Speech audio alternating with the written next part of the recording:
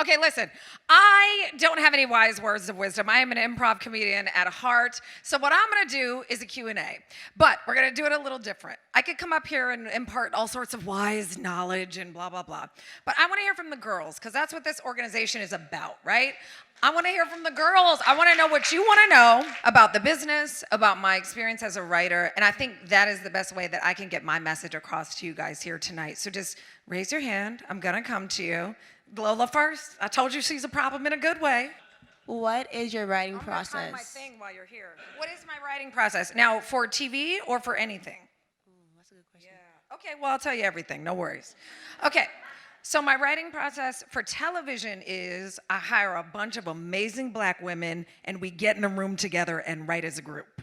That's how we do it on the sketch show. But when I've been in late night television, when I've been in scripted television, when I've written monologues for Chris Rock at an award show, it's still kind of the same thing. It's a group process for a lot of us. You're never alone. I think people think of writing as a lonely, solitary process, which it can be for some things.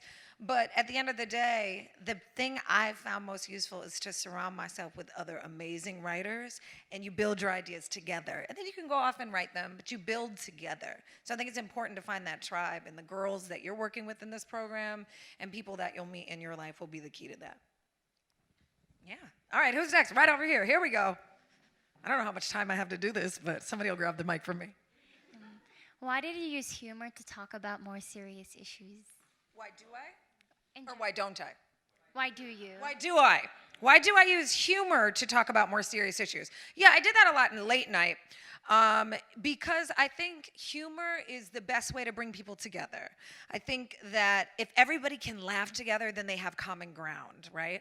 And I think that especially when you're talking about the 24-hour news cycle that's going on and various people that might be in the White House or may not soon. I don't know what's going to happen. I think it's important to bring people together in a way that's disarming and in a way that catches them off guard. And I think jokes are the best way to do that. Yeah, I liked your piece earlier. That was really good. Really good. How you guys doing? Good? You excited? Or do you guys write as well? Are you in the program? Do you want to be in it? No? She said maybe. Hi. Yep. Hi. Good job earlier. You were like, I have a card, but I have memorized everything. Hi. What advice do you have for young women interested in screenwriting? Very good. The advice I have for young women interested in screenwriting is pick another job. No, I'm just kidding. It's really great. No, it's really great. You know what's wild? I started out as a performer only. And I was a performer only for the first 7 years of my career. And you know what I spent most of those 7 years doing? Writing.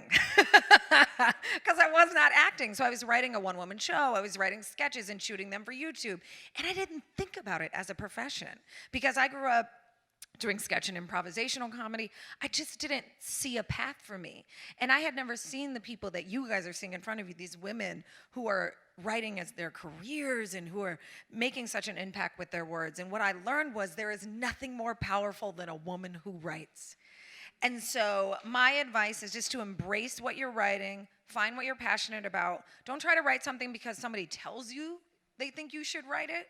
Write it because it's burning inside of you, and the only way to get it out is with your pen or with your laptop. All right, what else? Anybody else? Yay! I like that they're not making me walk far.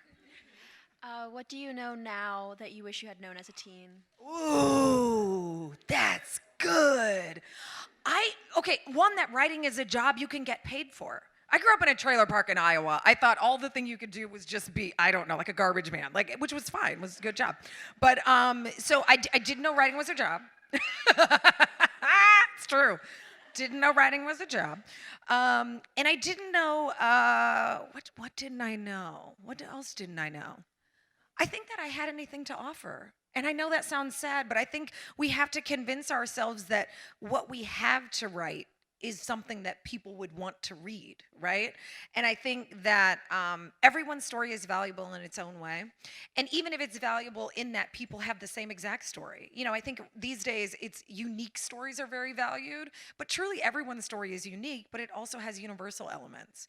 And I think even with sketch comedy, right? Like on a silly show that I'm doing for HBO, but I think the thing that we try to really hone in on is relatability, even in the silliest or most outlandish sketches. So I think for me, what I've learned also is that the most mundane, the most relatable is sometimes the most revolutionary. So that's been a big lesson for me too. Yeah. All right, we got one more. Can we do one more? One more? One more? What is it? Time? It's time. You guys, it's time. Listen. It's time. And with that, I'm going to see if I can get the mic back on the stand. And I appreciate you very much. Thank you seriously to girls right now. Molly and Maya, you guys, thank you so much. This is amazing.